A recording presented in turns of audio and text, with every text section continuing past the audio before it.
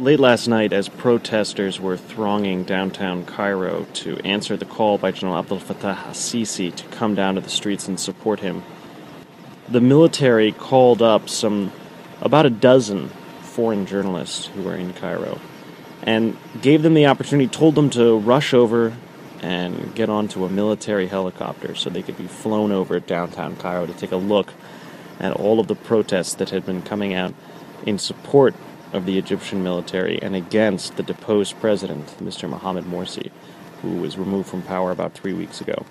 So as you can see, we were being flown around Tahrir Square, where, as if you look at the images right here, the crowds have diminished. There aren't nearly as many people because it was about 2:30 in the morning.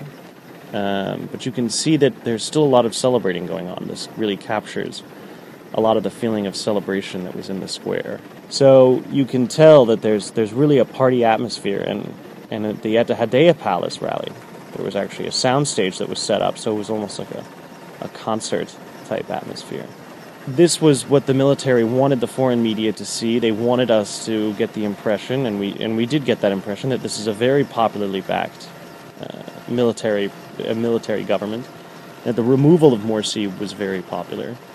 They want to make sure that the media, the American media in particular, is conveying what they see as the right message to policymakers so that they are sure that the American government does not classify what happened in Egypt earlier this month as a military coup, which would very much jeopardize their aid and their access to advanced U.S. weapons. For the Wall Street Journal, this is Matt Bradley in Cairo.